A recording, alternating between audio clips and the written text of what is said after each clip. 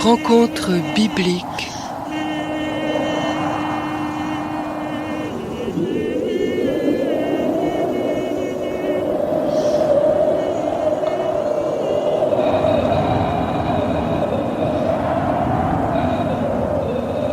Toute la terre avait une seule langue et les mêmes mots. Comme ils étaient partis de l'Orient, ils trouvèrent une plaine au pays de Shinéar, et ils y habitèrent. Ils se dirent l'un à l'autre, « Allons, faisons des briques, et cuisons-les au feu. » Et la brique leur servit de pierre, et le bitume leur servit de ciment. Ils dirent encore, « Allons, bâtissons-nous une ville et une tour dont le sommet touche au ciel, et faisons-nous un nom, afin que nous ne soyons pas dispersés sur la face de toute la terre. » Premièrement, nous apprenons que tout le monde parlait la même langue. Donc tous les hommes du monde entier possédaient un langage en commun. Et alors, parce qu'ils se comprenaient si bien, ils ont décidé que peut-être il était temps d'aller ailleurs et de construire une tour. Et que voulaient-ils obtenir? Une place au soleil, plus que ça, une place au-dessus du soleil.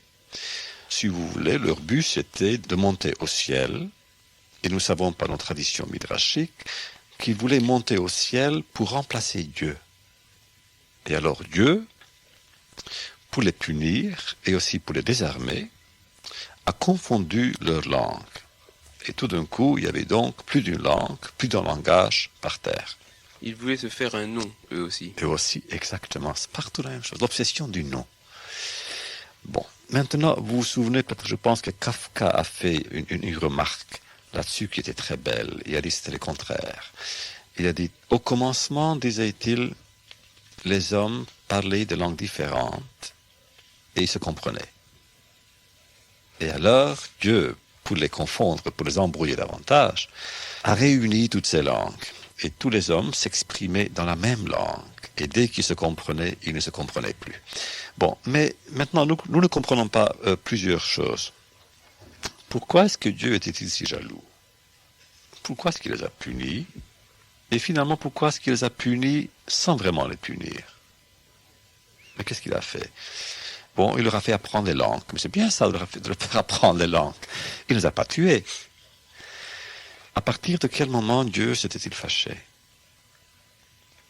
Je vous dirais à partir de quel moment. Ils ont construit cette tour et ils avaient hâte d'en finir, d'arriver au but. Et alors le Midrash nous raconte que lorsque une brique tombait, c'était une grande tragédie. Mais lorsqu'un homme tombait, c'était rien. La brique valait plus que la personne. C'est à partir de ce moment-là que Dieu vraiment s'était mis en colère. L'impérialisme humain, pourrait-on dire. Ouais. Parce on aurait pu dire, après tout, que les peuples qui veulent bâtir une tour pour réunir l'humanité travaillent pour l'humanité. Oui, sauf qu'il travaillait ici contre. La brique valait plus que l'homme. Dès qu'un temple vaut plus que les hommes, cette civilisation est condamnée. Pour travailler vraiment pour l'homme, il faut travailler pour Dieu, en fait. Pour Dieu, oui. Et c'est ça, le sens profond du judaïsme, si vous voulez. Deuxièmement, il y a une chose très belle. La différence entre la génération du déluge et celle de la tour de Babel est la suivante.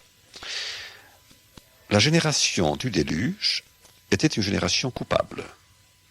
On le sait, parce que autrement, pourquoi y avait-il le déluge? Bon, la génération de la tour de Babel aussi était coupable.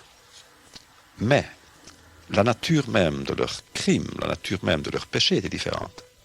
Lors du déluge, les gens se haïssaient, des voleurs, des criminels, c'était des meurtriers, ils se haïssaient entre eux.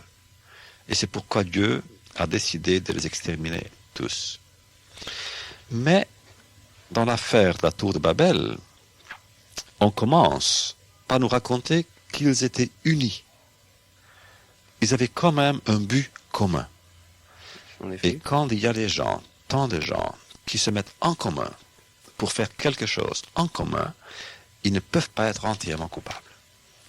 Donc Dieu ne les a pas punis entièrement. Il les a enrichis d'une expérience, il a embrouillé leur langue, d'accord, mais c'était tout. Il ne les a pas tués. Le Seigneur descendit pour voir la ville et la tour que bâtissaient les fils des hommes. Et le Seigneur dit, « Voici, ils forment un seul peuple et ont tous une même langue, et c'est là ce qu'ils ont entrepris. Maintenant, rien ne les empêcherait de faire tout ce qu'ils auraient projeté.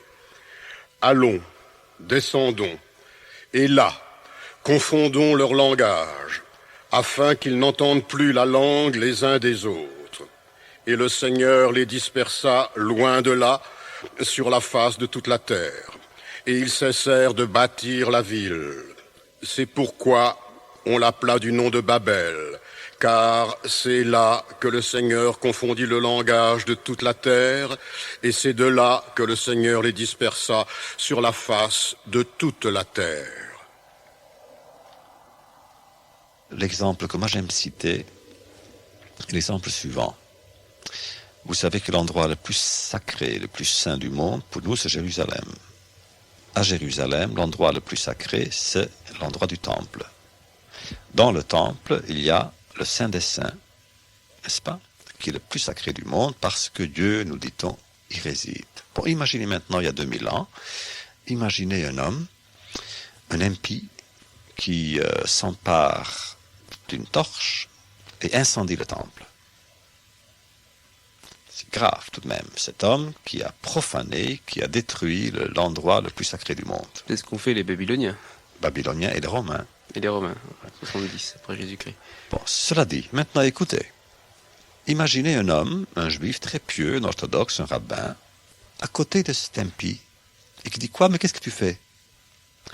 Et cet homme, dans sa rage, s'empare d'un poignard et tue l'impie. Que pensez-vous qu'il arrive? L'impie qui a incendié le temple n'est punissable que de 39 coups de fouet. C'est tout. Le rabbin qui aurait tué l'impie, peine capitale. Parce que la vie humaine, même celle d'un impie, est plus sacrée que l'endroit le plus sacré du monde.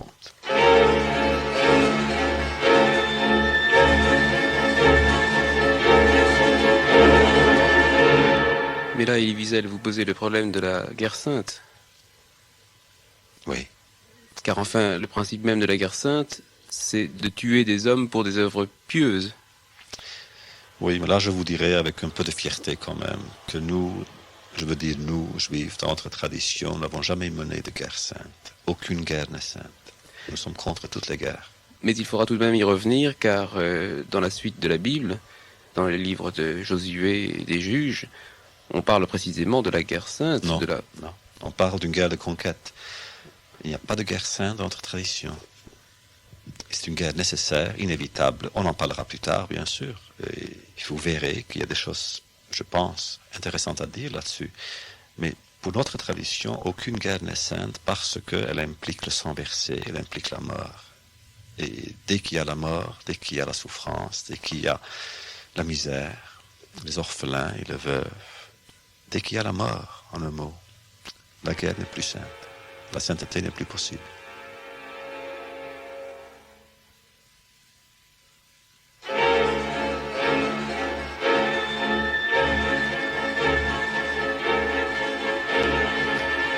Voici la postérité de Sem. Sem, âgé de 100 ans, engendra Arpachad, 2 ans après le déluge. Sem vécut, après la naissance d'Arpachad, 500 ans, et il engendra des fils et des filles. Arpachad, âgé de 35 ans, engendra Shélach, Arpachad, son fils, et Lot, fils d'Aran, fils de son fils, et Sarai, sa belle-fille, femme d'Abraham, son fils. Ils sortirent ensemble d'Ur, en Chaldée, pour aller au pays de Canaan. Ils vinrent jusqu'à Charan, et ils y habitèrent. Histoire d'Abraham.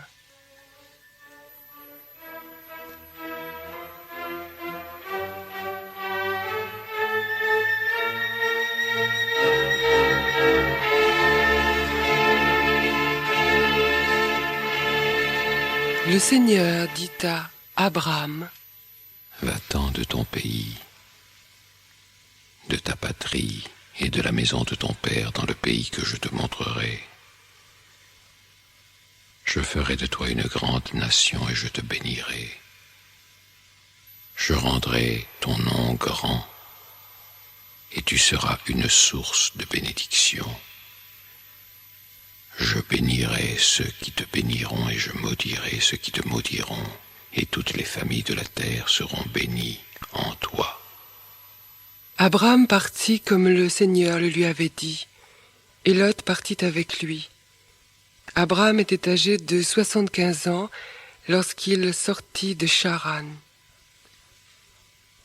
Abraham prit Sarah et sa femme, et Lot, fils de son frère, avec tous les biens qu'il possédait et les serviteurs qu'il avait acquis à Charan.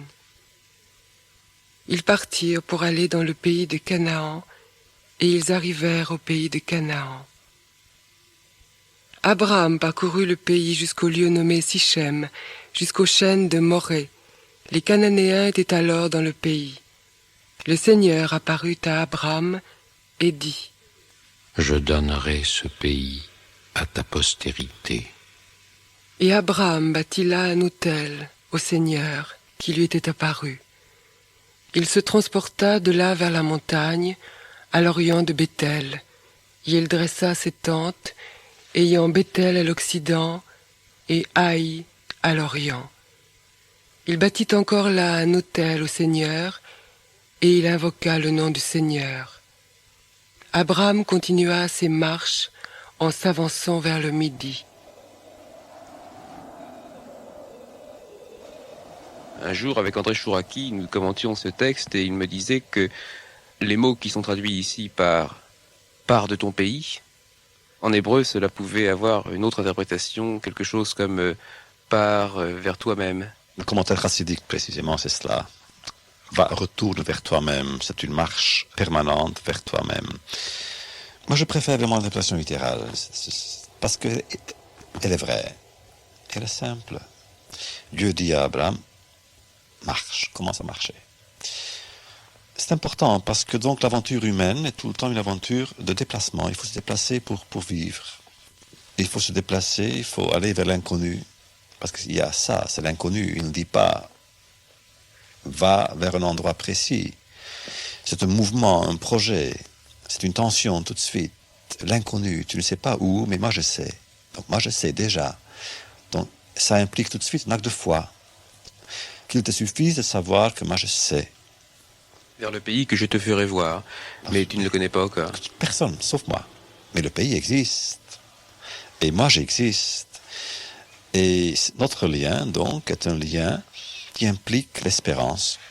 Et il faut que tu me fasses confiance. Et alors, dit Dieu, Ve'esra le Goy Gadol, tu seras une grande nation, et je te bénirai. Bon, toute l'histoire du peuple juif est déjà dans ce texte, dans ce prologue. Dieu nous parle. Après tout, Dieu aurait pu choisir n'importe qui. Il aurait pu choisir le frère d'Abraham, ou le père d'Abraham, ou l'oncle d'Abraham. Il a choisi Abraham. Donc le premier choix est un choix de Dieu. Dans le Midrash, on essaye un peu de corriger la situation, on essaye un peu de dire que Abraham y était pour quelque chose, que c'est lui qui a découvert Dieu, que c'est lui qu'un jour, n'est-ce pas, s'est dit, mais le soleil, si le soleil est Dieu, pourquoi se couche-t-il le soir? Si les étoiles sont des dieux, pourquoi s'éteignent-ils? Si le vent est Dieu, pourquoi se calme-t-il? Donc, les questions par l'interrogation d'Abraham, il est arrivé à s'interroger lui-même, et en s'interrogeant, il a découvert Dieu. Donc, on essaye un peu de donner un peu de crédit quand même, n'est-ce pas, à Abraham. Ce qui est vrai sans doute, Abraham était un très grand personnage. C'était le plus grand personnage dans notre histoire. C'était le premier en tout. Le premier à être découvert par Dieu, mais aussi le premier à découvrir Dieu. Il a accepté d'ailleurs plusieurs fois, nous le verrons tout à l'heure avec l'histoire du sacrifice d'Isaac. Là aussi, il a accepté sans savoir. Et puis, il a aussi accepté d'attendre un fils, alors que en son fort intérieur, il croyait qu'il ne pourrait pas l'avoir. Il a toujours accepté. C'est quand même, de ce point de vue-là, le plus juste des personnages de la Bible. Je bénirai ceux qui te béniront. Je réprouverai ceux qui te maudiront. Par toi se béniront toutes les familles de la terre. C'est à ta postérité que je donnerai ce pays. Lève les yeux, et du lieu où tu es, regarde vers le nord. Je vois là quelque chose de quasiment inhumain, ou en tout cas de radical et de grandiose dans Abraham. C'est le fait qu'il parte de son pays, de sa famille et de la maison de son père. Autrement dit, il ne reprend pas une tradition, mais il a l'air de tout recommencer à zéro, y compris en faisant à son père la peine et même l'injure de le quitter. En effet, je suis le Dieu Tout-Puissant. Marche devant ma face et sois intègre. La grandeur d'Abraham est dans ce texte-là, c'est dans ce verset-là, qu'il accepte d'être un déraciné. Vous savez que plus tard, il y aurait 10 épreuves. C'est la première de 10 épreuves auxquelles Abraham sera soumis pour prouver sa foi en Dieu. Ça, c'est la première, et à mon avis, c'est la plus grande. Je pense qu'elle est même plus grande que celle du sacrifice de son fils. On dit à un homme qui a eu ses amis, ses habitudes, et non seulement cela, son père était un grand personnage dans la société, et Abraham avait des honneurs.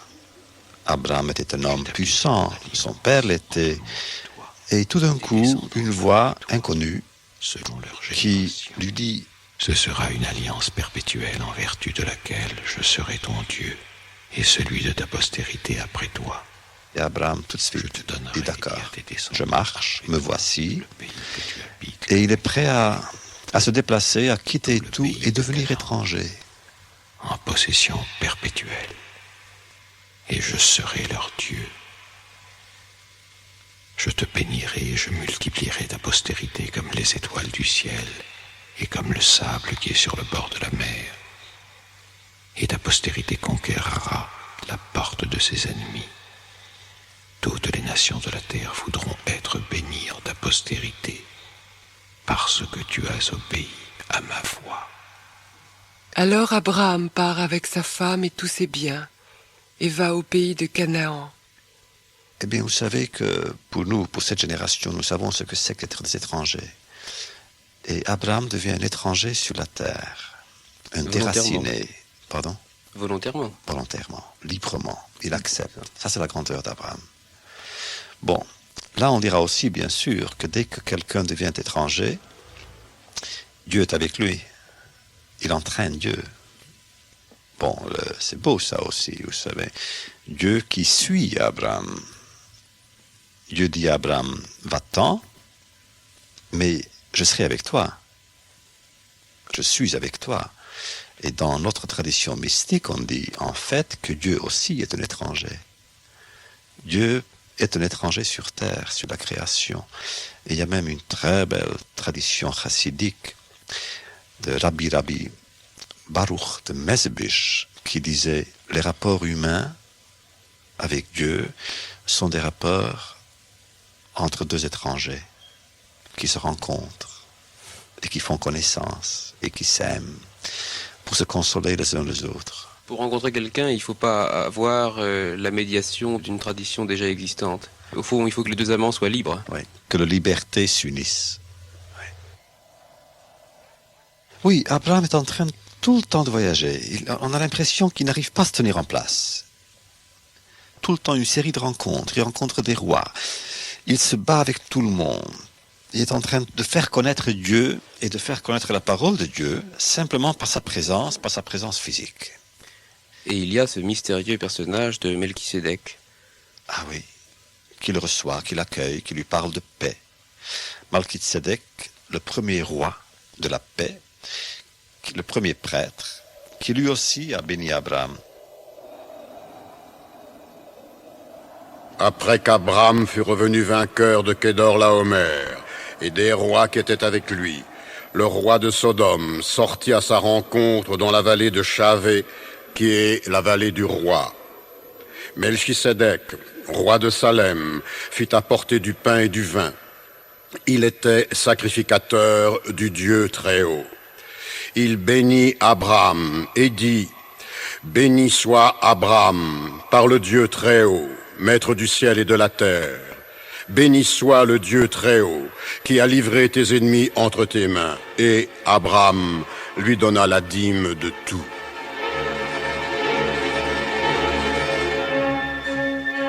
Donc Abraham est en train de se battre et tout le temps est en train d'être béni. Il est béni et il se bat, il est béni et il se bat, mais il ne se bat jamais contre Dieu encore. Il se bat tout le temps pour Dieu. Pour libérer son neveu Lot, qui a été pris par des petits rois. Oui.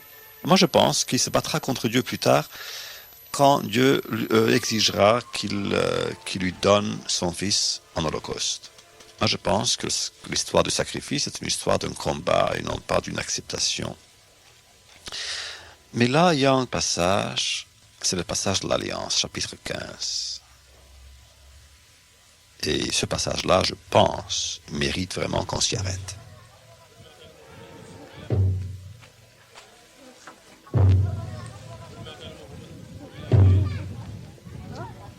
Après ces événements, la parole du Seigneur fut adressée à Abraham dans une vision, et il dit: Abraham, ne crains point. Je suis ton bouclier et ta récompense sera très grande. Et après l'avoir conduit dehors, il dit: Regarde vers le ciel et compte les étoiles si tu peux les compter. Telle sera ta postérité.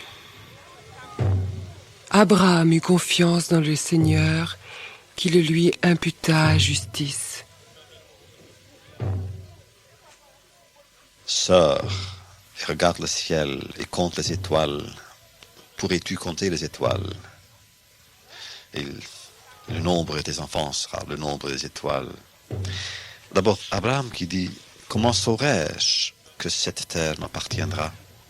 Et Dieu lui dit: tu prendras, n'est-ce pas, le veau. Enfin, toute la description, qui est une description bizarre, très bizarre, avec les morceaux. Les morceaux, les animaux, Ouais. les séparent en deux. Et puis le soleil qui se couche, l'obscurité qui tombe sur Abraham, et tout d'un coup, Dieu dit à Abraham: je veux que tu saches que tes descendants seront des étrangers sur terre, ce seront des esclaves, on les persécutera, on les tourmentera pendant 4 siècles.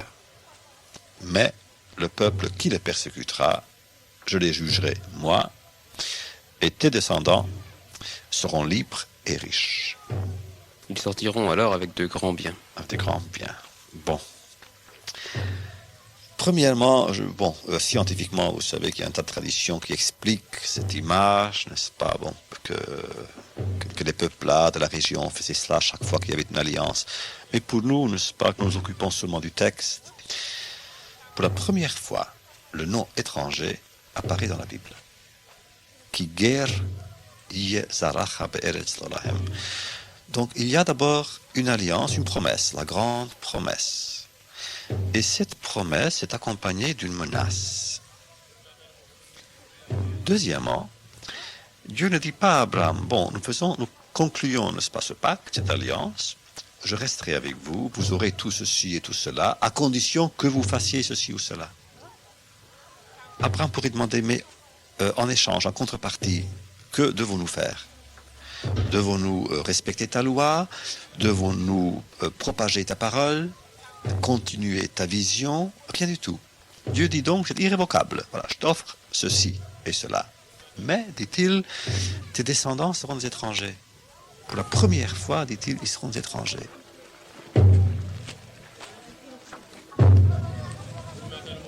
Et le Seigneur dit à Abraham: sache que tes descendants seront étrangers dans un pays qui ne sera point à eux. Ils y seront asservis, et on les opprimera pendant 400 ans. C'est un choix de mots qui dérange. Oui, alors vous voulez dire que Dieu, au fond, ne met pas de conditions dans sa promesse, parce qu'ailleurs dans la Bible, il en met. Ah oui. Il faut respecter son culte, il faut pas Oui. sacrifier aux Pas divinités ici. étrangères, etc. Là, il n'y a pas de contrepartie de ce type-là, la promesse est gratuite, mais il faut qu'il accepte que ses fils soient des Des étrangers. étrangers, qu'un jour ou l'autre, ils seront des étrangers. Or, ce que je me demande, moi, Dieu, en fait, veut rassurer Abraham. Toute cette vision-là a pour but de rassurer Abraham. T'en fais pas, Abraham. Rassure-toi, Abraham. Ne crains pas, Abraham, c'est moi ton bouclier. Oui, il le dit. Alors pourquoi est-ce qu'il lui fait peur? Pourquoi est-ce qu'il lui parle aux étrangers? Et là, je dois vous dire qu'il faudrait peut-être analyser le mot. Vous savez qu'il y a 3 termes pour étrangers dans la Bible. Il y a le terme guerre, employé ici. Il y a un terme nochri, plus tard. Et puis, il y a un terme zar, aussi plus tard dans la Bible. Bon, guerre, c'est un non-juif qui vit parmi les juifs. Nochri est un non-juif aussi qui vit parmi les juifs.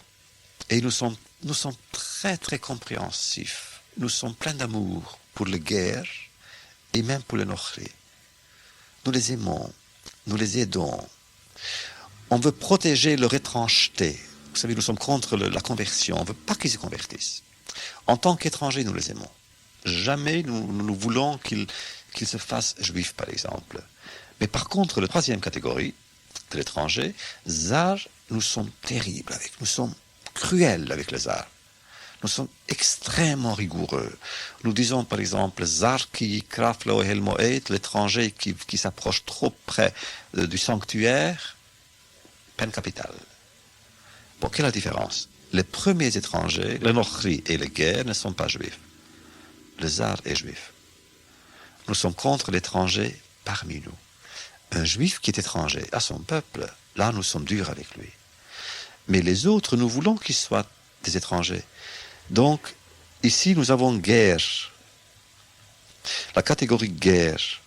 Sache que tes descendants seront des étrangers, mais non pas chez eux. Be'eretz lo lahem. Ils seront des étrangers dans un pays qui ne leur appartient pas. Ils ne seront pas des étrangers chez eux, mais ailleurs. Donc, ce n'est plus une menace, c'est une promesse. Et peut-être même une condition. Je veux que tes descendants soient des étrangers, puisque la nature de l'homme est parfois d'être étranger. Mais alors, il ne faut pas qu'ils soient étrangers à eux-mêmes. Ils seront des étrangers à autrui.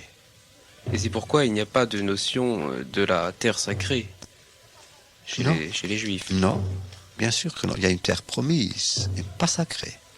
La sacralité n'est pas dans la terre. Pas dans la terre. Même Jérusalem.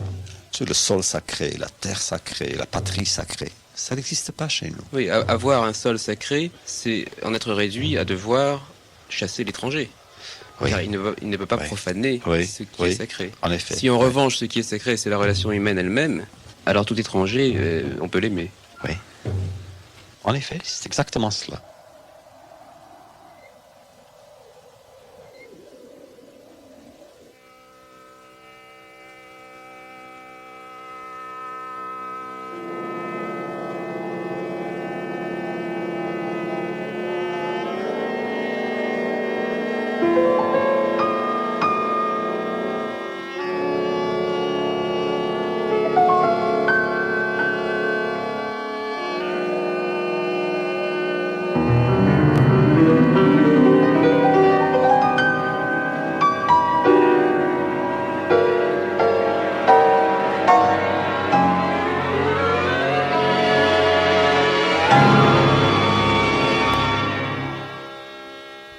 C'était le plus juste et en même temps il y a certains aspects qui nous gênent.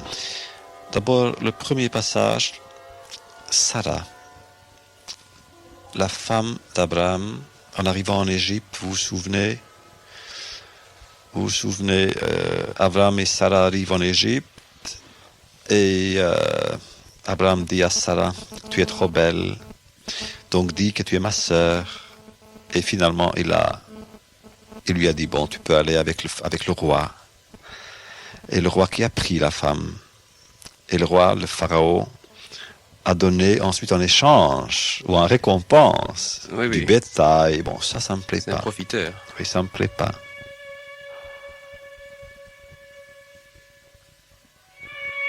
Les grands de Pharaon la virent aussi et la vantèrent à Pharaon.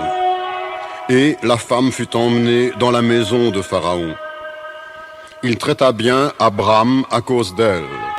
Et Abram reçut des brebis, des bœufs, des ânes, des serviteurs et servantes, des ânesses et des chameaux.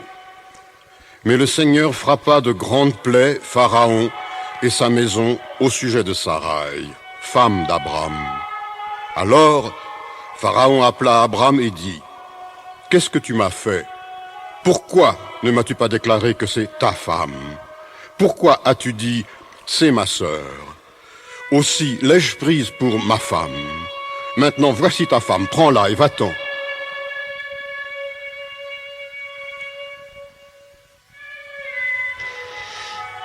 Bon, là encore, Abraham était humain. Il était humain. Chez nous, n'est-ce pas l'idée du juste? C'est une idée humaine. Plus l'homme est humain, plus il a des chances de devenir juste. Nous n'aimons pas la grandeur humaine qu'elle se fasse aux dépens de l'humanité. Donc un saint qui est inhumain n'est pas un saint chez nous. Un saint est un saint dans la mesure où sa sainteté même est humaine. Est-ce que vous voulez dire, Elie Wiesel, qu'il faut qu'il ait des défauts? Des faiblesses. Certainement des faiblesses. Un homme parfait est presque inhumain. Donc, il faut qu'il soit humain. Il faut qu'il nous parle dans son langage, mais que dans son langage, il nous inclut. Il ne faut pas que ce soit un héros. Pas au sens que nous donnons au mot, non. Moi, je ne comprends pas, jusqu'à ce jour, par exemple, son comportement vis-à-vis d'Ishmaël. Vous vous souvenez, il avait un fils, il avait une femme quand même, bon, une concubine, mais tout de même une pauvre femme, qui lui a donné un fils, et parce que Sarah, et là encore, Sarah aussi est humaine. Il ne faut pas la condamner trop, elle est humaine, ça lui fait mal.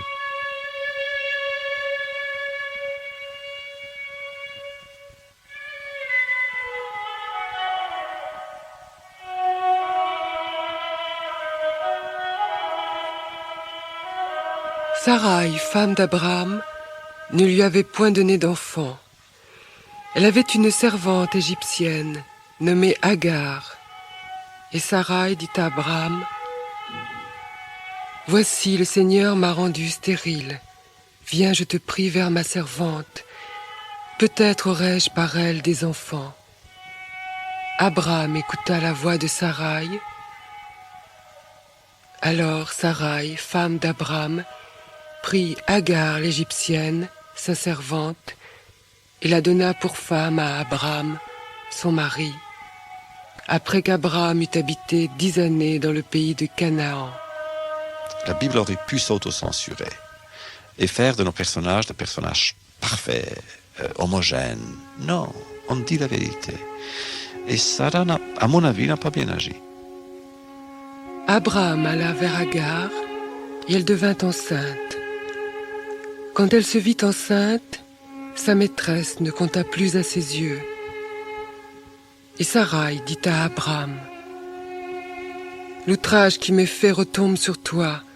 J'ai mis ma servante dans ton sein, et quand elle a vu qu'elle était enceinte, elle m'a regardé avec mépris. » Abraham répondit à Sarai, « Agis à son égard comme tu le trouveras bon. » Alors, Sarai la maltraita, et Agar s'enfuit, loin d'elle.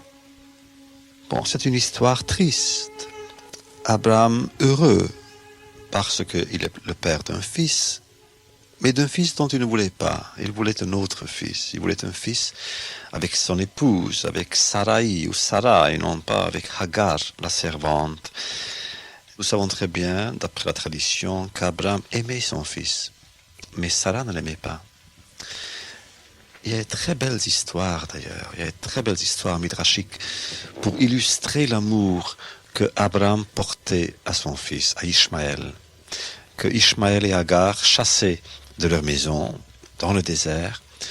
Ishmaël épousa une femme Et Abraham vint leur rendre visite une fois, et encore une fois, en cachette de Sarah. Oui. Donc Abraham tout le temps maintenait le rapport avec son fils, et non seulement cela, et veillait un peu sur son bonheur, et lui donnait des conseils très sages, comme ça, cryptiques, en disant « j'ai traversé le seuil de ta maison », ça voulait dire qu'il approuvait le choix de la femme d'Ishmaël. Quand il dit « je me suis arrêté devant le seuil », ça voulait dire « j'ai pas approuvé le choix ». Mais il y avait un contact permanent entre père et fils. Sarah, non. Sarah est femme, Sarah est humaine. Elle ne pouvait pas supporter cela, elle ne pouvait pas tolérer cette idée qu'elle mourrait et que rien ne resterait d'elle avec Abraham. Donc, un jour, Dieu finalement se soumet et Dieu dit, bon, tu auras un fils. Parce que Dieu a encore dit, n'est-ce pas? ויאמר אלוקים אל אברהם, Sarai אשתך לא תקרא את שמה Sarai, כי Sarah שמה. Elle ne s'appellera plus Sarai, mais Sarah. Et elle aussi sera bénie. Et elle aura un fils. Et je bénirai ce fils. Et beaucoup de rois sortiront de ce fils. ויפול אברהם על פניו ויצחק.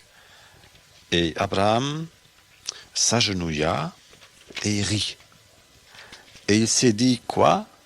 Est-ce que moi, âgé de 100 ans, j'aurai encore un fils? Est-ce que ma femme, âgée de 90 ans? Alors Dieu dit à Abraham, si, elle aura un enfant. Et parce que tu as ri, son nom sera Isaac, celui qui rira. Et là, c'est une chose très belle. Une action faite par Abraham a été mise en parole par Dieu et nommée par Sarah.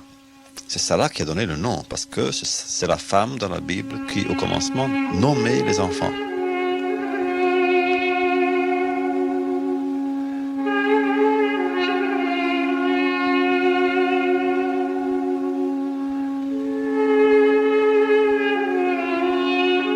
Dieu dit à Abraham, tu ne donneras plus à Sarai, ta femme, le nom de Sarai, mais son nom sera Sarah.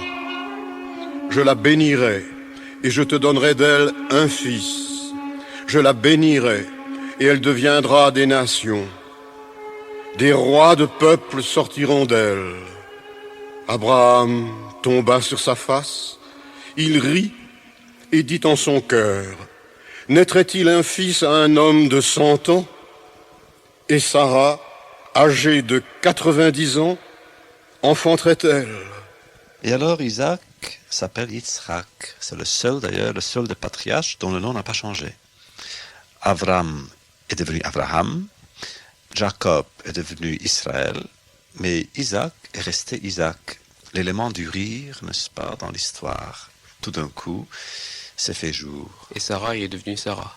Et Sarai est devenue Sarah. Donc, c'est encore le projet que un homme, Israël nikra holer, dit-on dans le Talmud. Un juif, donc un homme finalement, ou une personne humaine, n'est jamais statique. Il faut toujours se projeter. Et même le nom qui, en apparence, est statique, c'est encore un projet. On change. À l'intérieur du nom, on change. Abraham n'est pas Abraham. Et Yaakov n'est pas Israël. Et pourtant, ils sont les deux. Et nous devons assumer, si vous voulez, leurs identités multiples et en faire une seule, la nôtre. Sarai maltraita tellement Agar, servante d'Abraham, qu'Agar s'enfuit loin d'elle. L'ange du Seigneur la trouva près d'une source d'eau dans le désert, près de la source qui est sur le chemin de Chour. Il dit, Agar, servante de Sarai, d'où viens-tu et où vas-tu? Elle répondit, je fuis loin de Sarai, ma maîtresse. L'ange du Seigneur lui dit, retourne vers ta maîtresse et humilie-toi sous sa main. L'ange du Seigneur lui dit, je multiplierai ta postérité, et elle sera si nombreuse qu'on ne pourra la compter. L'ange du Seigneur lui dit, voici que tu es enceinte, et tu enfanteras un fils, à qui tu donneras le nom d'Ismaël, car le Seigneur t'a entendu dans ton affliction. Je plains Ismaël, j'aime beaucoup Ismaël, j'aime beaucoup sa mère, parce que j'imagine Ismaël et sa mère, je les imagine seuls, j'entends leurs pleurs. Et Sarah qui ne fait rien, Sarah qui n'a pas cette pitié, je ne comprends pas Sarah. Et d'ailleurs Abraham non plus, pourquoi a-t-il obéi à Sarah? Il n'aurait pas dû obéir à Sarah. Bon, le Midrash dit qu'en effet, il a maintenu ses contacts, mais tout de même, ça me fait mal qu'Ishmaël est parti. Bon, et ensuite, nous avons ce qui est arrivé. Ishmaël est devenu lui aussi une grande puissance, parce que le problème arabe aujourd'hui, si vous voulez, c'est le problème d'Ishmaël. Ismaël sera comme un âne sauvage. Sa main sera contre tous, et la main de tous sera contre lui. Et il habitera en face de tous ses frères. Ce sont eux, les descendants d'Ishmaël. Nous sommes les descendants d'Isaac, et tous nous sommes les descendants d'Abraham. Alors il y a eu un malentendu dès le départ, au fond. Oui, un malentendu. Et ce malentendu nous a coûté beaucoup à l'humanité, peut-être vraiment un jour, et je l'espère proche, les descendants d'Abraham se réuniront tous, et ceux d'Ishmaël et ceux d'Isaac, pour se réclamer d'Abraham et vivre en paix, quoi. Il y a une chose quand même, n'est-ce pas? Il y a l'humanité de Sarah. Si Sarah n'avait pas agi comme ça, est-ce que aurait-elle été humaine? Il faut penser à ça, elle aussi. Et de toute manière, Agar ne se comporte pas de façon moins humaine. Agar Puisque aussi, sitôt qu'elle est enceinte, nous dit la Bible, elle veut en profiter pour prendre la place de Sarah. Justement, si Agar était un peu plus modeste, parce que finalement Agar a été poussée vers Abraham par Sarah. Sarah était généreuse, elle dit bon, prends Agar. Et alors Agar est devenue un peu arrogante, vaniteuse. Bon, c'était son erreur, bien sûr, mais aussi une erreur humaine. Vous voyez, c'est ça que j'aime vraiment, moi, dans ma lecture de la Bible, c'est l'accent sur l'humanité. Il n'y a pas de censure, on ne ment pas. Si quelqu'un a agi mal dans sa faiblesse, on dit bon, c'était une faiblesse. Si quelqu'un n'a pas su agir proprement, si quelqu'un s'est détourné de la voie, on le dit ouvertement, mais ça ne diminue pas de la grandeur de la personne.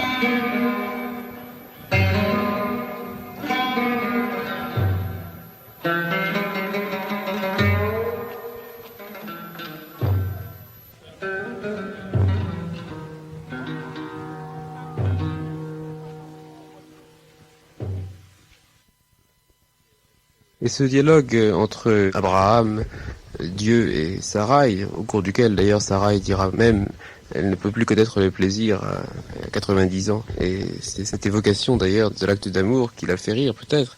Ça se passe dans une circonstance spéciale. C'est Jacob qui a rencontré trois hommes, trois anges. Et Dieu apparaît sous la figure de ces trois anges, ce qui est une façon assez curieuse. Il y a aussi autre chose qui est dit. C'est une nouvelle alliance, encore une. Il y en a eu plusieurs depuis le début de la Genèse, et même depuis le début de l'histoire d'Abraham. Et là, il s'agit de la circoncision. C'est-à-dire que le signe de l'alliance entre le Seigneur et Abraham sera la circoncision. Oui, c'est le sang. C'est ici mon alliance que vous garderez entre moi et vous, et ta postérité après toi. Tout mâle parmi vous sera circoncis. Vous vous circoncirez, et ce sera un signe d'alliance entre moi et vous. À l'âge de 8 jours, tout mâle parmi vous sera circoncis, selon vos générations, qu'il soit né dans la maison, ou qu'il soit acquis à prix d'argent de tout fils d'étranger, sans appartenir à ta race. On devra circoncire celui qui est né dans la maison, et celui qui est acquis à prix d'argent. Et mon alliance sera dans votre chair une alliance perpétuelle. La cérémonie de la circoncision, n'est-ce pas, la parole, c'est Bedamai Chayi, et tu vivras dans ton sang, et par ton sang tu vivras. Si vous voulez, c'est un peu la manière du rire aussi. Il s'agit de quoi? D'un processus. C'était comme si Dieu avait dit à Abraham, bon, tu vas souffrir, mais tu vas faire de ta souffrance quelque chose. on va rire de toi, on va se moquer de toi. Et alors, le rire va devenir non pas malédiction, mais bénédiction. On va verser ton sang, mais ton sang te fera vivre et survivre. Donc la circoncision, qui est le sang versé, plus on nous tue, et plus, c'est bizarre, et c'est triste, et c'est tragique de le dire, mais plus nous sommes forts. D'une force spirituelle, d'une force historique, tout d'un coup nous parlons au nom des martyrs. Donc Abraham a déjà parlé au nom du sang versé. Il y a tout de même quelque chose de plus dans la circoncision, Elie Wiesel. La circoncision est irréversible. Et Dieu dit, mon alliance deviendra dans votre chair une alliance perpétuelle, au verset 13. Oui, le signe de l'alliance, bien sûr. Le signe. Est-ce que Dieu ne s'impatiente pas un peu? Là, il sait par avance que son peuple lui sera un peu infidèle et il veut, en inscrivant dans sa chair le signe de l'alliance, le défendre contre lui-même. Peut-être. Je ne pense pas. Je pense que ça vraiment que c'est un geste demandé par Dieu, mais consenti par Abraham tout de suite. Et non seulement par Abraham. En vérité, s'il y a une chose qui a survécu à travers les siècles, c'était la circoncision. 99% des Juifs se sont circoncis, alors qu'en fait, ceux qui voulaient se convertir ou s'assimiler auraient très bien pu ne pas le faire. Mais il y a quelque chose en nous, qu'on veut passer par là, on veut porter le signe de l'alliance. Il y a vraiment un consentement mystérieux, et on n'en parle pas, mais c'est un fait. Même les Juifs qui ont honte d'être Juifs, mais quand ils arrivent, n'est-ce pas, à circoncire leurs enfants, ils le font. Savez-vous que, au temps de la nuit, dans les ghettos, c'est extraordinaire, dans les ghettos, les femmes et leurs maris décidaient de circoncire leurs enfants. Alors que vous savez que les Allemands, pour reconnaître les Juifs, ce qu'ils faisaient, c'est très facile, n'est-ce pas, ils déculottaient les Juifs pour voir s'ils étaient circoncis ou non. Et pourtant, les Juifs ont dit non, ça non. On prend des papiers d'identité différents, on prend des certificats de baptême, tout ça. Mais de ne pas circoncire nos enfants, ça non. Ce serait, dit la Bible, une rupture de l'alliance.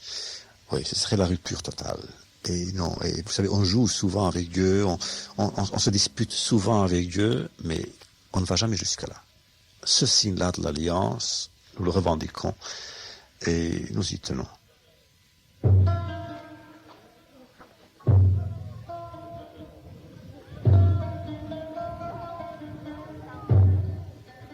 Le Seigneur lui apparut parmi les chênes de Mamré, comme il était assis à l'entrée de sa tente pendant la chaleur du jour. Il leva les yeux et regarda. Et voici 3 hommes étaient debout près de lui. 3 étrangers, qui sont des anges, qui sont des messagers divins. C'est une image très belle qui d'ailleurs arrive plus tard très fréquemment avec le prophète Élie, que peut-être nous déciderons de le rencontrer plus tard. Quand il les vit, il courut au-devant d'eux, depuis l'entrée de sa tente, et se prosterna en terre, et il dit : Seigneur, si j'ai trouvé grâce à tes yeux, ne passe point, je te prie, loin de ton serviteur. Le prophète Élie qui apparaît toujours comme un étranger, et toujours comme un pauvre, toujours comme un mendiant. Et pourquoi est-ce qu'on nous a donné cette image? On nous l'a donnée pour nous conditionner. Quand je vois un pauvre, attention, je dois être gentil, humain, généreux avec lui, car peut-être c'est le prophète Élie. Ou bien peut-être c'est l'un des 36 justes grâce à qui le monde subsiste. Et ces 36 justes sont toujours inconnus, sont toujours méconnus, toujours secrets, toujours clandestins, parce que, qui sait, peut-être le premier des mendiants que je rencontre dans la rue, le premier des passants qui me croise sur la place publique, le portefaix, le portier de l'hôtel, le cordonnier, c'est peut-être un ange, ou bien le prophète Élie, ou bien le juste secret. Permettez qu'on apporte un peu d'eau pour vous laver les pieds. et reposez-vous sous cet arbre. J'irai prendre un morceau de pain pour fortifier votre cœur. Après quoi, vous continuerez votre route, car c'est pour cela que vous passez près de votre serviteur. » Ils répondirent, « Fais comme tu l'as dit. » Il faut voir autrui comme si c'était un ange. Oui, comme si c'était l'émissaire de Dieu. Bon, cela dit, l'hospitalité d'Abraham, en fait, on nous raconte cette histoire pour montrer l'hospitalité d'Abraham. Abraham alla promptement dans sa tente vers Sarah, et il dit, « Vite 3 mesures de fleurs de farine pétrie et fais des gâteaux. » Et Abraham courut à son troupeau, prit un veau tendre et bon, et le donna à un serviteur qui se hâta de l'apprêter. Il prit encore de la crème et du lait, avec le veau qu'on avait apprêté, et il les mit devant eux. Et il se tint lui-même à leur côté, sous l'arbre, et ils mangèrent. L'une des vertus cardinales d'Abraham, c'était l'hospitalité. Il avait une maison, disait-on dans le Talmud, une maison ouverte aux 4 vents, pour que l'étranger affamé ne doive pas chercher la porte. Et de toutes les directions que l'étranger venait, pouvait entrer tout de suite et avoir tout de suite de quoi manger, quoi boire et se reposer. Et non seulement cela, il les accueillait partout. Il était toujours dehors, à la recherche des mendiants, à la recherche des affamés, à la recherche des opprimés. Abraham était tout le temps prêt à secourir les autres, à s'offrir, à se donner.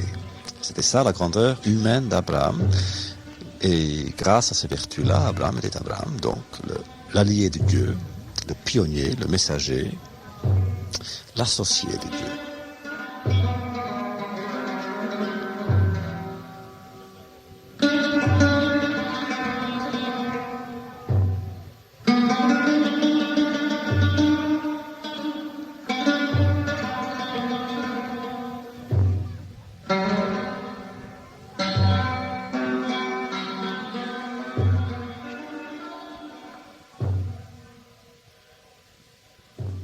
Et maintenant, il va y avoir cette intercession d'Abraham, car si Noé n'a pas intercédé, Abraham lui intercède pour Sodome. Les hommes se levèrent pour partir. Ils regardèrent du côté de Sodome. Abraham alla avec eux pour les accompagner. Alors le Seigneur dit, « Cacherai-je à Abraham ce que je vais faire ? Abraham deviendra certainement une nation grande et puissante, et en lui seront bénies toutes les nations de la terre, car je l'ai choisi. » Le cri contre Sodome et Gomorrhe s'est accru, et leur péché est énorme. C'est pourquoi je vais descendre, et je verrai s'ils ont agi entièrement selon le bruit venu jusqu'à moi. Et si cela n'est pas, je le saurai. Donc, Sodome est la ville pécheresse. Là encore, ce n'est pas ce que la ville fait contre Dieu qui dérange Dieu. C'est ce que la ville fait aux étrangers. Sodome est une ville pécheresse parce qu'elle est cruelle envers l'inconnu, envers les étrangers. Il y a des milliers, littéralement des milliers de légendes dans le Midrash sur l'inhumanité des habitants de Sodome, pas envers eux-mêmes, mais envers les pauvres, envers les faibles, envers les opprimés et envers les étrangers qui ont faim, qui ont soif, et qui par hasard arrivent dans l'enceinte de Sodome. Bon, donc Dieu décide, une fois de plus, d'anéantir. Il est radical, Dieu. Il veut anéantir Sodome, mais Abraham intercède. Abraham s'approcha et dit, « Feras-tu aussi périr le juste avec le méchant, en sorte qu'il en soit du juste comme du méchant? Loin de toi cette manière d'agir, loin de toi. Celui qui juge toute la terre, n'exercera-t-il pas la justice ?» Vous savez qu'on fait beaucoup d'analogies entre Abraham et Job. D'ailleurs, la seule analogie humaine dans le chapitre de Job, c'est Abraham dans le Talmud. Toujours, on le compare à Abraham. La différence est la suivante, dit-on. Job n'a pas intercédé. Il a protesté seulement. Il a protesté, Job, contre l'injustice divine, mais seulement quand elle touchait lui, mais pas pour autrui. Tandis Oui, lorsque qu'Abraham, ses fils ont été tués, alors il a dit ce mot fameux qui vaut mille. Dieu avait donné, Dieu a repris, que le nom de Dieu soit béni. Oui, on le dit d'ailleurs encore, vous savez, c'est une parole qui a survécu les âges. Aujourd'hui, quand, disons, des parents apprennent la nouvelle de la mort de leurs enfants, ou d'un ami, ou d'un proche parent, on dit « Adoshem Nathan, Adoshem Lakar », Dieu a donné, Dieu a repris, etc. Elle est employée également dans la liturgie catholique et protestante, à la liturgie des funérailles d'enfants.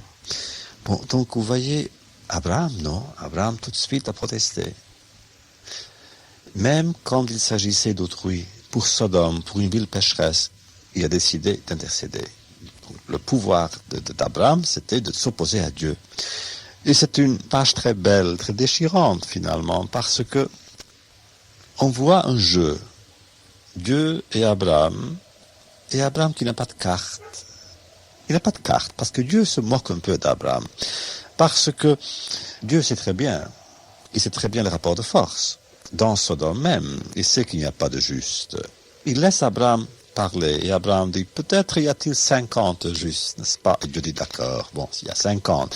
Et s'il n'y avait que 40, et 30, ou 10, et finalement, il n'y a personne. Il y a très peu. Et le Seigneur dit, Si je trouve dans Sodome 50 justes au milieu de la ville, je pardonnerai à toute la ville à cause d'eux. Abraham reprit et dit, Voici, j'ai osé parler au Seigneur, moi qui ne suis que poudre et cendre. Peut-être des 50 justes en manquera-t-il 5? Pour 5, détruiras-tu toute la ville? Je ne la détruirai point si j'y trouve 45 justes.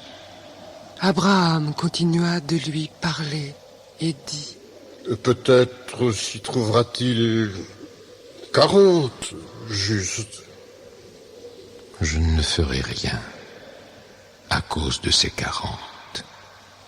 Abraham dit, Que le Seigneur ne s'irrite point, et je parlerai. Peut-être s'y trouvera-t-il 30 justes. Je ne ferai rien si j'y trouve 30 justes.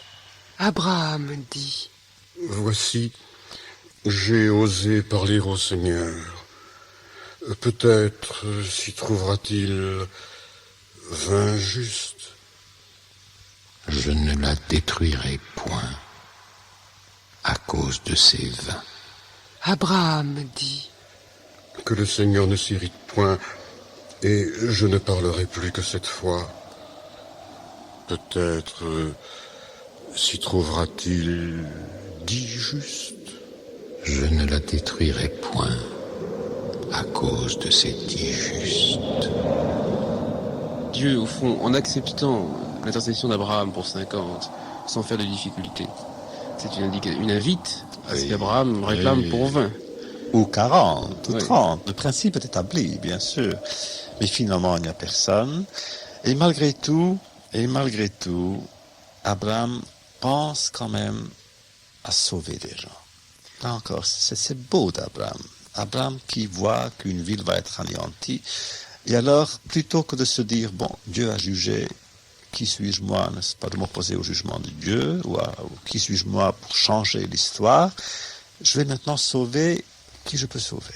Mais je vais vous arrêter un peu, Elie Wiesel, parce que là, il y a peut-être une autre interprétation, moins brillante pour Abraham, c'est que dans Sodome, il n'y a pas seulement les sodomites, il y a Lot, le propre neveu d'Abraham. Alors est-ce que ce n'est pas pour Lot et pour lui seul que Abraham intercède?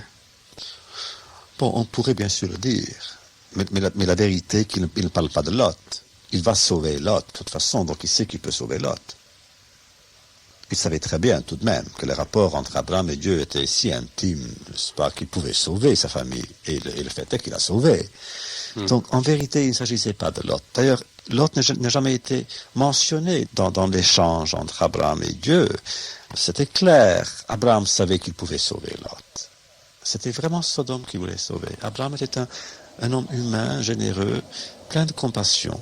Et il voulait sauver les citoyens de Sodome. Même Sodome, pécheresse, était quand même une ville habitée par des hommes et des femmes et des enfants. Mais elle est quand même détruite, cette ville, et seul Lot est sauvé. Parce qu'Abraham est humain et Dieu est Dieu. Et Dieu est pas. Et Dieu est Dieu. Oui. Bien sûr, je trouve cela plein de signification qu'il y avait un échange, que Dieu a écouté. Abraham parle et Dieu écoute. D'ailleurs, la dernière phrase du chapitre 18, et Dieu s'en alla lorsque il acheva de parler à Abraham. Donc, il n'a pas rompu l'entretien. L'entretien terminé, Dieu s'en va et Abraham retourne chez lui. Ce que Abraham dit, Vayigash Abraham vayomar ha'af tispet sadik imracha. Et il dit quoi?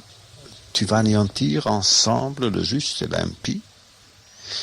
Et quand il dit Hashofet kol haaretz lo yaseh mishpat, est-ce que le juge de toute la terre commettrait-il une injustice? La justice personnifiée, la justice même, la justice divine, l'auteur de la justice, serait-il injuste? C'est très fort pour Abraham, qui était le premier croyant, de le dire. Je pense qu'Abraham, dans la Bible même, dans le contexte biblique, il est puissant dans son indignation, on le sent indigné. Ça lui fait mal de voir que Sodome sera anéanti. Et là encore, vous voyez, après tout, Abraham, proche de Dieu, associé de Dieu, qui en fait ne vit que pour Dieu et par Dieu, pourquoi s'indigne-t-il pour des choses qui ne devraient pas le concerner?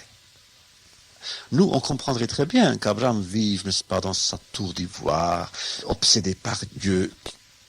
On comprendrait qu'il soit indifférent à ce qui se passe dans le monde, à ce qui se passe à Sodome, au destin de Sodome. Finalement, Sodome pécheresse, n'est-ce pas? Non, Abraham est concerné, au point de s'indigner.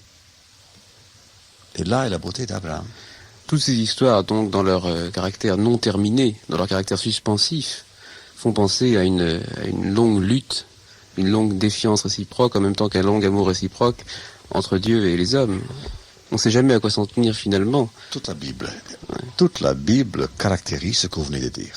Plus je songe à Dieu, plus j'ai peur, dit Job, encore Job. Ah oui, et c'est pas seulement cela, n'est-ce pas? Plus je pense à Dieu, et moi je le comprends, plus j'accepte Dieu, plus ça me fait mal de l'accepter, plus je m'approche de Dieu, plus je souffre. Donc, toute la Bible est une histoire d'amour, comme dirait Pascal, mais aussi une histoire de déception, une histoire de souffrance, une histoire de douleur. Mais quelle histoire! Donc, quelle victoire! Peut-être s'y trouvera-t-il dit juste. Je pense qu'Abraham vraiment croit en ce qu'il dit, parce qu'il parle avec beaucoup d'humilité. C'est ça qui est d'ailleurs la différence entre Job et Abraham. Abraham est humble. Chaque fois, il dit, qui suis-je moi de t'interroger, de te parler, n'est-ce pas, ainsi. Moi qui ne suis que poussière et cendre. Exactement. Et même à la fin, il dit, je t'en prie, ne sois pas fâché, mais il faut que je te parle encore une fois. Peut-être y a-t-il 10. Et alors Dieu qui dit, bon, je ne détruirai pas Sodome si tu me donnes 10. Il n'y a pas de 10. Et l'entretien dure. Il s'achève sur la défaite. Il n'y a pas de 10 juste à Sodome. Bon, cela dit, et les enfants? Il y avait des enfants à Sodome. Bon, ça fait mal. C'est pourquoi l'histoire de Sodome est une histoire de peine. Ça fait mal. Il y avait des enfants. Il y avait des vieillards. Il y avait des impuissants, il y avait des victimes tout de même, des victimes, des étrangers à Sodome. Pourquoi doivent-ils être anéantis, eux?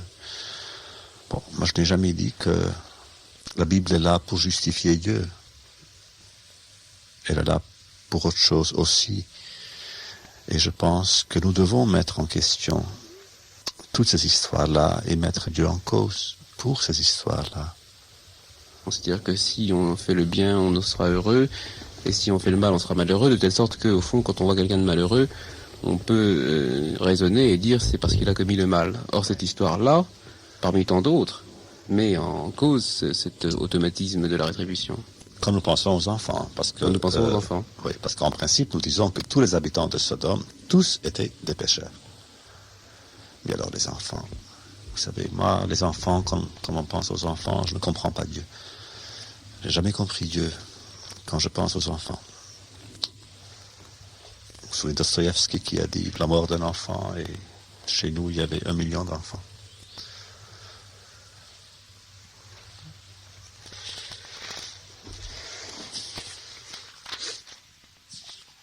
Après ces choses, Dieu mit Abraham à l'épreuve et lui dit « Abraham ». Et il répondit « Me voici ». Dieu dit « Prends ton fils, ton unique, celui que tu aimes, Isaac. Va-t'en au pays de Moria, et là, offre-le en holocauste sur l'une des montagnes que je te dirai. » Abraham se leva de bon matin, sella son âne, et prit avec lui 2 serviteurs et son fils Isaac. Il fendit du bois pour l'holocauste et partit pour aller au lieu que Dieu lui avait dit. Le 3e jour, Abraham, levant les yeux, vit le lieu de loin. Et Abraham dit à ses serviteurs, « Restez ici avec l'âne, moi et le jeune homme, nous irons jusque-là pour adorer, et nous reviendrons auprès de vous. » Abraham prit le bois pour l'holocauste, le chargea sur son fils Isaac, et porta dans sa main le feu et le couteau. Et ils marchèrent tous deux ensemble. Alors Isaac, parlant à Abraham son père, dit « Mon père ». Et il répondit « Me voici, mon fils ». Isaac reprit « Voici le feu et le bois, mais où est l'agneau pour l'holocauste » Abraham répondit « Mon fils, Dieu se pourvoira lui-même de l'agneau pour l'holocauste. »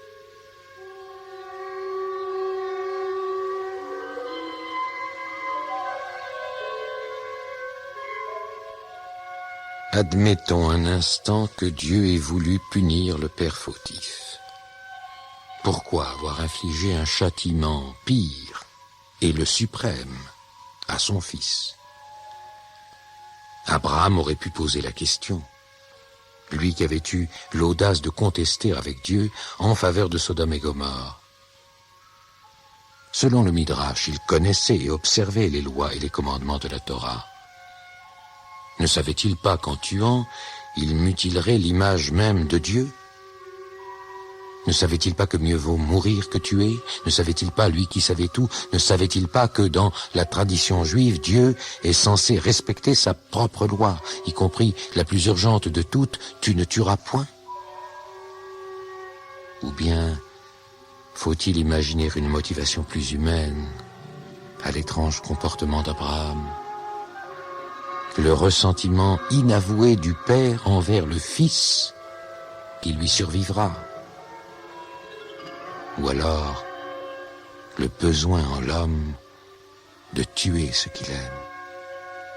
ויהי אחר הדברים האלה, ואלוקים נישא את אברהם, ויאמר אליו, ויאמר הנני.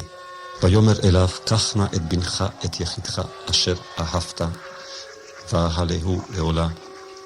Ils arrivèrent à l'endroit que lui avait dit l'Élohim, et Abraham y bâtit l'autel. il disposa les bois, attacha Isaac, son fils, et le plaça sur l'autel par-dessus les bois. Puis, Abraham étendit la main et prit le couteau pour égorger son fils. Alors Elie Wiesel, qu'est-ce que ça veut dire cette histoire incroyable? En effet, c'est une histoire incroyable. C'est une histoire qui fait peur. Qui fait peur, là encore, à plus d'un titre et sur plus d'un plan.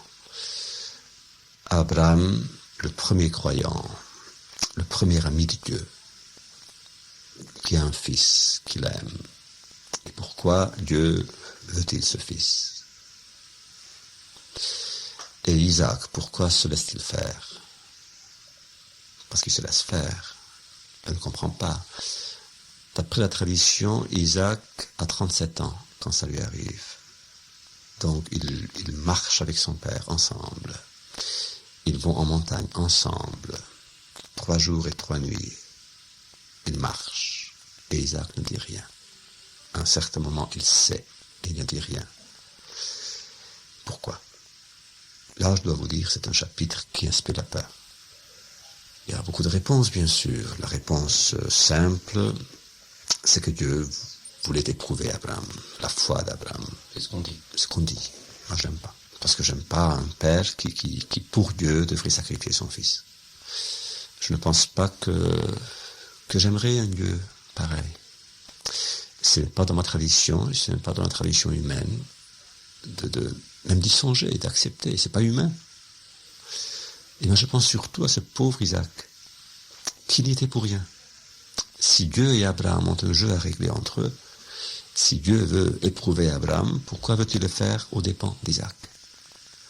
Plus que ça, Isaac, dans le texte, était un garçon très sensible, rêveur, calme, renfermé, toujours à la maison. C'était le poète. Abraham, c'était le grand bagarreur. Il est toujours en route, toujours à se bagarrer avec les rois, à combattre la terre, à convertir le monde entier. Il était tout le temps en chemin, en voyage. Isaac, tout le temps à la maison. Donc, je suis sûr qu'Isaac, en fait, aurait désiré passer un temps seul avec son père. Et à l'âge de 37 ans, finalement, il a cette occasion, cette opportunité. Il est seul avec son père, pendant 3 jours et 3 nuits. Et qu'est-ce qui arrive? Le père, son père, au lieu de lui parler, au lieu d'être père, sort un couteau et veut le tuer. Donc, quel traumatisme. Dans les sources talmudiques, il y a un tas de réponses, bien sûr. Comment expliquer l'épreuve d'Isaac, la peur d'Isaac, qu'Isaac l'a fait pour nous, pour ses descendants, pour plus tard. En vérité, moi je n'accepte pas. Je n'accepte ce chapitre-là que sous l'angle humain du défi. Moi je pense qu'Abraham, dès le départ, n'était pas prêt à sacrifier son fils. Dès le départ. Il a donné le change à Dieu. À Dieu. Il a dit à Dieu, c'était plutôt une épreuve dans le sens inverse. C'était Abraham disant à Dieu, voilà, j'aimerais voir Dieu si toi vraiment tu veux que je sacrifie mon fils. Donc l'épreuve était une épreuve double un peu, mais voulue par Dieu. Là encore, c'est un aspect de la tradition juive. Et non seulement cela, Dieu aime être éprouvé par les hommes. Dieu aime être vaincu par les hommes. Mais écoutez, Dieu, spécialement dans la Genèse, mais enfin dans toute la Bible, est le Dieu jaloux. Et il suffit de lire d'autres textes sacrés, d'autres traditions, je pense en particulier au Coran, pour voir qu'il n'y a que dans la Bible que Dieu est aussi, passionné pour son peuple. Passionné, oui, mais jaloux, non. Il est jaloux aussi. Mais en même temps, il est miséricordieux aussi. Enfin, oui, non, mais quand je dis jaloux, c'est pas au sens, je comprends, pour dire cruel du terme, c'est au sens d'une passion, amoureuse, et avec d'explicites images qui comparent le rapport de Dieu et de l'homme avec le rapport de l'homme et de la femme. Oui, voilà. Moi, je vous cite le Talmud, bien sûr, parce que je préfère ensuite avoir la collection, si vous voulez, n'est-ce pas, l'effet collectif du Talmud, qui donne à la Bible, n'est-ce pas, le monde de l'imagination, la littérature, la légende. La tradition juive veut que la loi soit donnée par Dieu, mais c'est à l'homme de l'interpréter. Il appartient à l'homme d'interpréter la loi, et c'est l'interprétation de l'homme qui compte. Et finalement, c'est elle qui compte pour Dieu aussi. Dans le Talmud, c'est comme ça. C'est nous qui interprétons la loi, la volonté, le dessein de Dieu, et Dieu doit se soumettre. C'est nous qui décidons, c'est nous qui déterminons. Donc, si le Talmud dit, n'est-ce pas, une chose, Dieu n'a qu'à se soumettre. Mais moi, vous voyez, dans ce chapitre-là, ce que je pense à Abraham, donc, pour réhabiliter Abraham, pour le rendre plus humain, et je pense à Isaac aussi. Je pense à Isaac parce que son nom est très bizarre. Yitzhak, en hébreu, veut dire « il rira ». Et je dois vous dire que moi, ça m'effraie et ça me fascine en même temps. Quoi? Lui, Isaac, et là encore... C'est le seul à ne pas rire. Et qui ne rit jamais. Au contraire, c'est un poète. C'est lui qui a inventé la prière de Mincha, de l'après-midi. C'est le seul qui n'a jamais changé de nom. Et Isaac, parce que c'est l'élément du rire qui reste une sorte d'éternité là-dedans. Il rira toujours pour l'avenir. Moi, je pense qu'Isaac, c'était le premier survivant à un holocauste. Et le terme, d'ailleurs, dans la Bible est un holocauste. Dieu exigea Isaac en holocauste. Oui, c'est comme une bête. Oui. Le premier holocauste, c'était celui d'Isaac. Donc Isaac qui a survécu à son holocauste. Et pourtant... Il lui en est toujours resté quelque chose. Oui. Jusqu'à la fin. Toujours. Traumatisé. Mais pourtant, il rira. Il faut savoir rire. Il faut apprendre à rire. Et je pense que c'est une leçon. Moi, je vois toujours une leçon pour les siècles à venir, pour l'homme. Que par-delà la tragédie, par-delà le désastre, il faut savoir rire. Mais rire au sens le plus beau, le plus humain. Pas contre, mais pour. Cela dit, il faut vous dire aussi qu'il y a un autre texte dans le Talmud qui est déroutant, qui suggère le contraire. Quand vous lisez l'Écriture, après le drame, donc Abraham a gagné, et Dieu a dû révoquer l'ordre. Mais l'ange de Yahvé l'appela du haut des cieux et dit « Abraham, Abraham !» Il dit « Me voici ». Il dit « N'étends pas la main sur le garçon et ne lui fais rien, car maintenant je sais que tu crains Elohim et que tu ne m'as pas refusé ton fils, ton unique. » Abraham leva les yeux et vit qu'il y avait un bélier pris dans la broussaille par ses cornes. Abraham alla prendre le bélier et l'offrit en holocauste à la place de son fils. Et finalement, Dieu dit d'accord, je prendrai un autre à ta place, un animal, un bélier. Le texte dit « Vayashav Abraham el Ne'araf » et Abraham retourna vers les siens, vers ses serviteurs. Et quand vous le lisez dans l'original, vous voyez que le terme est singulier, au singulier. Abraham revint vers ses serviteurs. Ils se levèrent et allèrent ensemble à Bersabée. Mais Isaac, jusque-là, c'était toujours au pluriel. Abraham et Isaac sont allés ensemble, au pluriel. Et tout d'un coup, c'est au singulier. Ah, alors peut-être que toute l'histoire n'avait été que imaginée par Abraham. Non. Toute l'histoire dit un texte, malheureusement, a mal terminé. L'intervention de l'ange est venue trop tard. On ne joue pas avec des choses comme ça.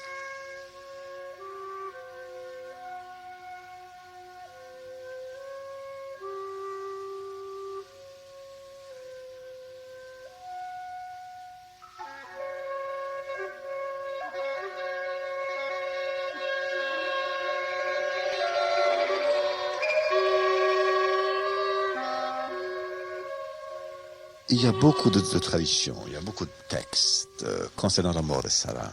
Il y a un texte qui dit qu'elle est morte, pas lors du mariage d'Isaac, mais elle est morte lors du sacrifice d'Isaac. Il y a une très belle légende qui dit que pendant que l'histoire se jouait sur le mont Moria, Satan est apparu devant Sarah, habillé comme Isaac, et lui raconta l'histoire, comme si c'était arrivé à lui-même. Et saisie de frayeur, Sarah tomba et mourut. Mais nous pensons que Sarah est morte vraiment de frayeur. Il y a eu une victime. On ne joue pas impunément à ce jeu-là. Dieu voulait éprouver Abraham. Abraham pensait éprouver Dieu. Bon, Isaac a été sauvé, mais c'est Sarah qui a payé le prix. C'est elle qui a payé de sa vie. Elle est morte.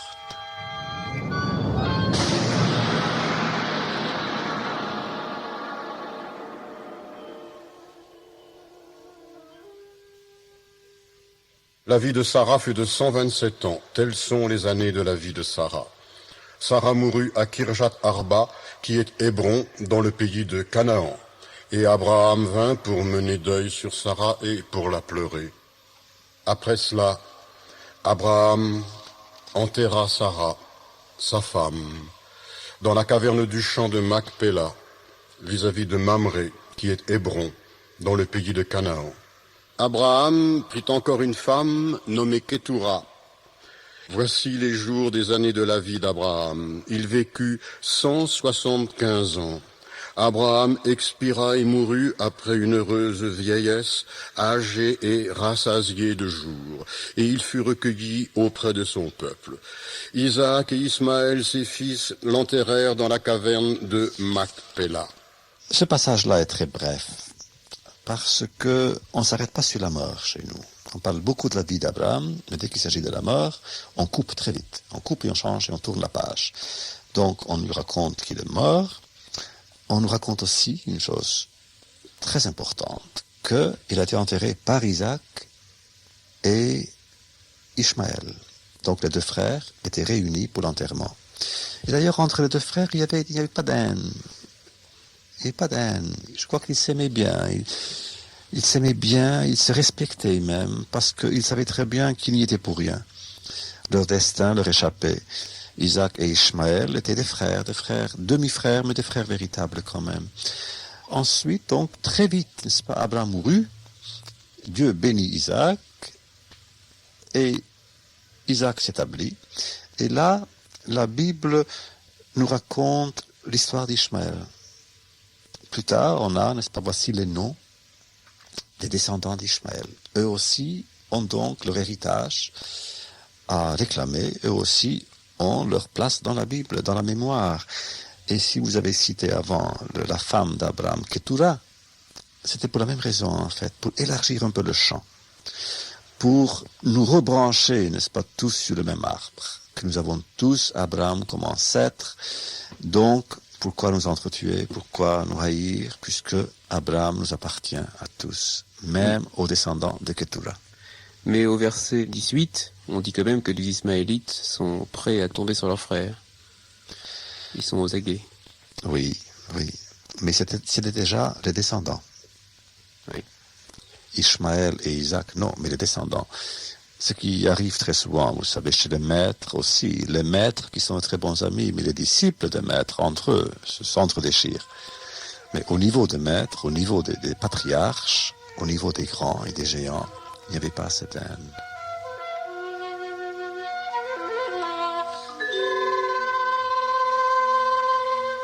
Voici les noms des fils d'Ismaël par leurs noms selon leur génération. Nebajot, premier-né d'Ismaël. Kédar, Adbeel, Mipsam, Mishma, Ses fils Douma, habitèrent depuis Massa, Avila Hadad, jusqu'à Théma, Chour, qui est en Jéfour, face de l'Égypte, en allant Naphi vers la Syrie. et Kedma. Ce sont là Voici les la fils postérité d'Isaac, Ce sont là leurs noms, fils d'Abraham. selon leur pays et Abraham leurs enfants. engendra Ils Isaac. furent les 12 chefs de leur peuple. Isaac était âgé de 40 ans quand il prit pour femme Rebecca, fille de Bethuel, l'araméen, et de Padan Aram, et sœur de Laban, l'araméen. Isaac implora le Seigneur pour sa femme, car elle était stérile, et le Seigneur l'exauça. Rebecca, sa femme, devint enceinte,